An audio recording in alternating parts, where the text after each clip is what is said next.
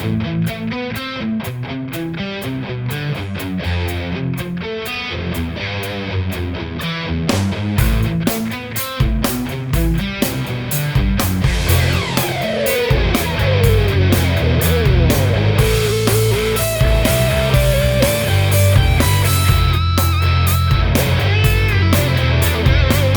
this is Richard Barrett for Guitarist magazine, and I'm here to show you the 5150 Iconic. It's a 1x10 hybrid valve and transistor combo. The hybrid is happening in the preamp section. The power amp section is a single 6L6, and that's a Class A power amp. So seeing as it's a 1x10, you might expect it to sound quite small and boxy, but as we shall soon discover, it really does have a bit of thump living in there. This works as a 2-channel combo, shared EQ, but individual gains and master volumes, with an extra push button option on each channel. The channels themselves are foot switchable, and there is a single simple foot switch supplied for that. So that's a nice touch. There's a reverb on board, and on the power amp side of things, we have a presence, as you might expect, plus a resonance control which operates at the other end of the spectrum. I'll demonstrate some sounds in a little while and we'll hear those. On the back panel we have a send and return effects loop. We have options for 4, 8 or 16 ohm extension speakers. There's an audio input for playing along with your favourite backing tracks, and there is also a headphone out which is speaker compensated. Set to full power, this combo puts out 15 watts, bearing in mind that with a valve output that sounds like more than that. So you can actually switch it down to quarter power. So in a small space you can get the thing driving as well. Speaking of drive, we should look at some sounds, because drive isn't all this offers. We can go from completely clean Fender type sounds through to slight breakup, crunch and absolute unmitigated filth. I've got this set up right now for an absolutely clean sound, so let's have a listen to that. I'll use the bridge pickup here, which is a humbucker, not super high output, but enough to drive.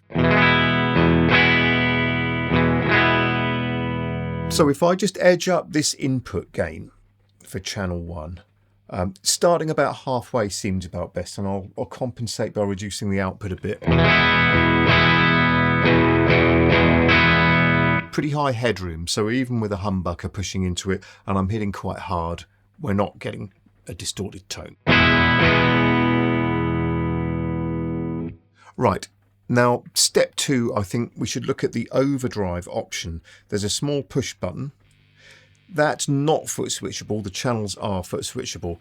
I can hear that that's much louder, so let's see what this is like with the gain set at about 3. Bringing it back to about 1.5.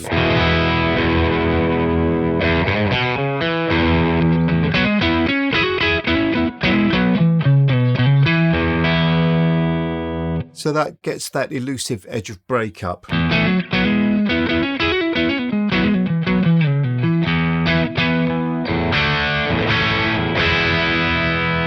Which is often more flattering than an absolutely clean. It's like a little bit of compression built in. So you can take it further from there, and let's say I go to about, I don't know, halfway would be too much now. I go up to 1/3. You can hear there's more than enough gain there for a traditional kind of classic. Let's go to halfway now and see what we get.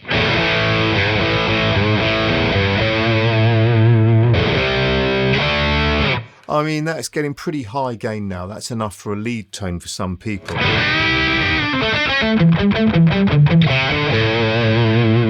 With the gain run slightly lower, I wonder if there might be a cap in there that just bleeds away a little bit of low end, which I think is a good thing.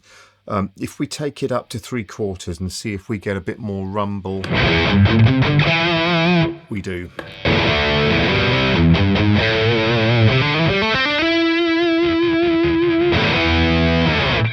So that's the clean channel with the overdrive button in. So this means you have the potential to use this amp completely distorted all the time, but have 2 different levels of a similar or the same sound. Okay, great. Let's take it over to the dirty channel and see where we go. And while I click that on and prepare to sort of demonstrate that, I'll just say that I've got this amp set up almost flat. I mean, I'm sat behind it, so I'm guessing, but I found that with everything straight up, it sounded pretty good. Just for the room that I'm sat in, I decided to add a little bit of low and maybe just back off a little bit of mid. The resonance is up, and that's helping really accentuate the thump, the low end. Having read that it was quite convincing in its impersonation of a 4x12 cab, I was understandably cynical, but sat here with it, it's actually really good. Especially with the resonance up a bit.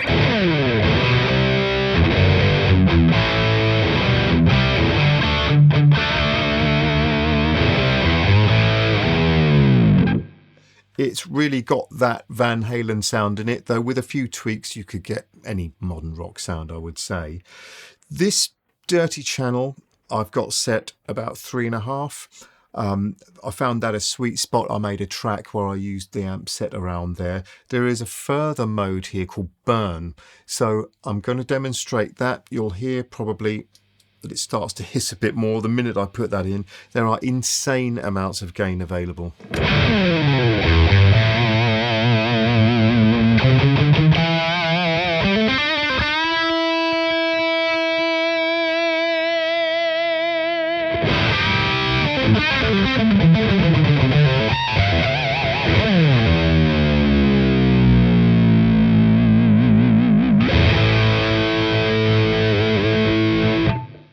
Well, it would be a shame not to try it with Burn on and the gain all the way up.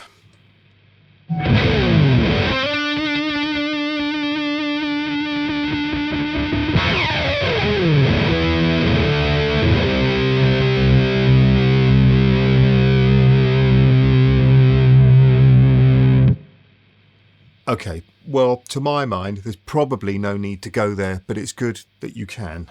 This amp has a digital reverb. It's preset as a kind of spring reverb sound, and it may surprise some people. It's not some lush hall sound, but I found that it sat really well in the track that I've made, and I thought it sounded quite like the early Van Halen records. So the track that I've made exploits the dirty side of things really more than anything else. So I thought that it really suited that, and I hope you enjoy it.